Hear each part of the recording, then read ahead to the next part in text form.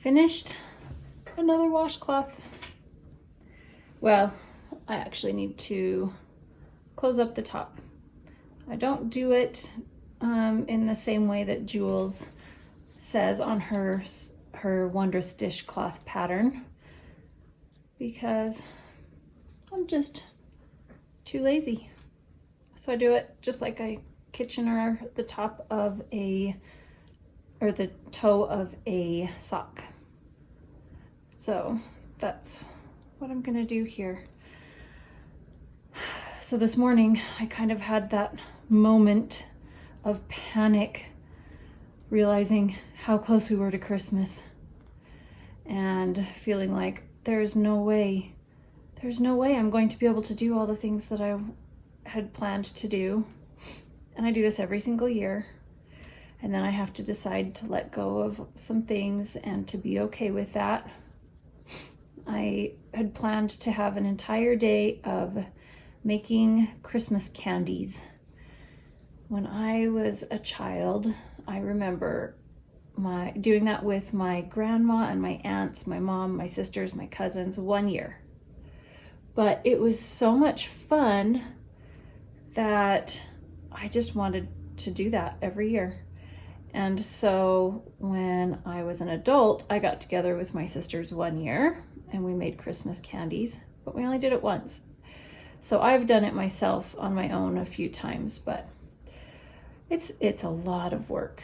You know, would make a whole bunch and then divide it up and give those to neighbors or just eat them.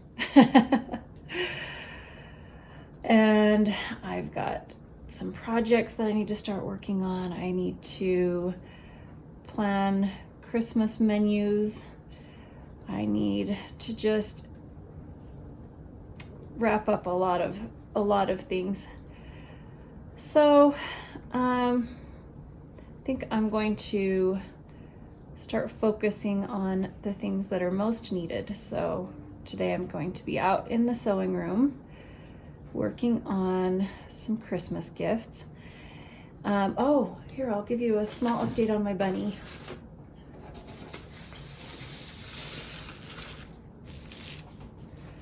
So, oh, bumping the camera. So this bunny is sewn by hand, which I really like because I don't need to be out in my sewing room. I can sit inside and be with a family or watch a show or take it with me on the go. And that's one thing I really like. Also, another thing I really like about it is there's no turning of small little arms and legs. I love that. So the ears, I did a little bit, let's see, where's the camera? There we go. A little different than the pattern calls for because it has you cut just a raw edge here, but I actually cut it 1/4 of an inch larger, turned the edges under and stitched it down with a blanket stitch. And that makes it a lot stiffer. So these won't really be floppy ears necessarily, which I may like or I may not like, but I just wanted to make sure that these edges were going to hold up. So I've stitched all of the pieces. Now I need to stuff them and sew them together.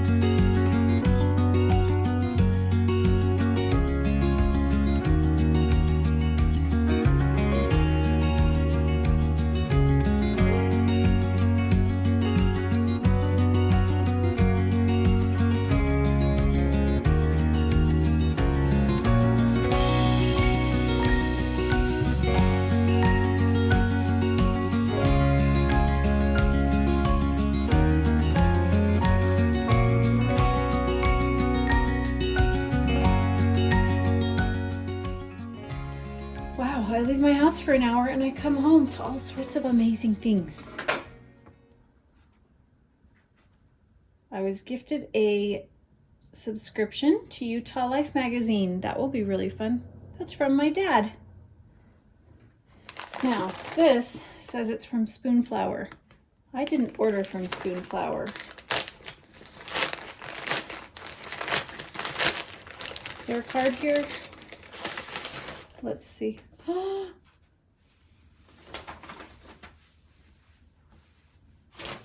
don't know who sent this to. Wait, is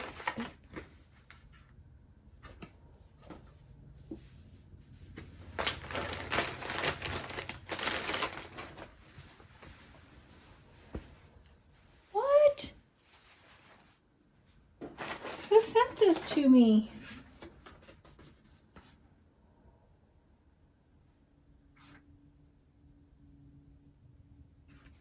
Did they send it to me? Because I've ordered before from them, and I ordered these prints from them. Now I don't know, but I can make more bags. That's so fun. That's really fun. That's a different fabric than I've ordered before. That'll be good to try. I love these fabrics, love it. Actually, I used a different background on this. I've ordered this print 2 times with different colorways. So this is still another one that I haven't used, but this one is exactly the same. I love those. Okay, right here, this I'm so excited about. I gotta move stuff out of the way. Oh, bumping things. This is a special package from my friend Robin. Let's see. Ooh.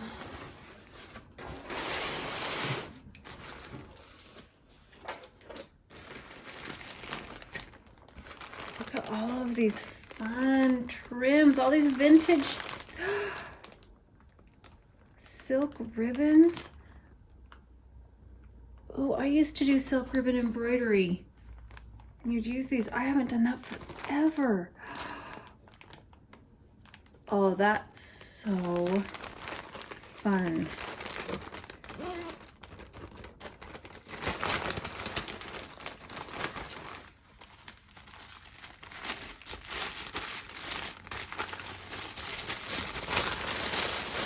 Okay, wait, where is it? It's gonna get lost. There we go. Oh, look at that. That's so fun. That's a pin, like shawl pin, skirt pin. These are fun.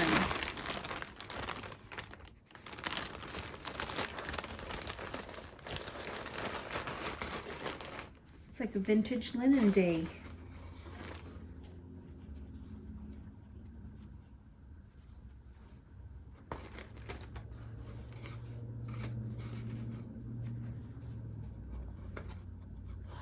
So pretty.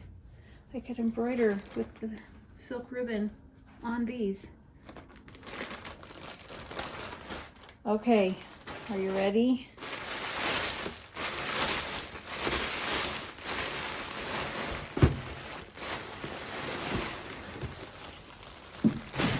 I have been working on this quilt for a very long time. And it is a Christmas gift for one of my sisters, and Robin quilted it for me. Oh, that's beautiful, Robin. Beautiful design. So she quilted along here, those lines, and then did like lotus flower or lotus leaves going this way. You can go by Nadia. Nadia's walking through. Okay, so the story of this quilt is years ago I made a quilt for my brother's wedding, and it was a modern flying geese quilt, and so the flying geese were all really big. And when you make flying geese, there's a lot of ways you can make them, but the fastest way is that you use a rectangle and then 2 squares that go over the edge. You sew across the corners, cut off triangles, discard the triangles. Well, these were really big blocks. So the triangles that I discarded were this size. So I kept them all and made another quilt with it. My sister's favorite color is red. So I got a red backing. And then I just didn't know what to do with these triangles. So I held on to them for a long time. And then I kind of just laid them out and realized I could make like a gradient. And so it's kind of like a gradient zigzag pattern going from browns and blues all the way up to greens and then greens and browns again. Like with browns on this end and browns. Wait, did I do brown on this end? No, not really. So from blues through teals to lime green to darker greens into browns. So this is really hard to take a picture of. So I'll have to try and take a picture of it after I bind it. So this is the project for this weekend and next week, is to get this trimmed and bound before Christmas.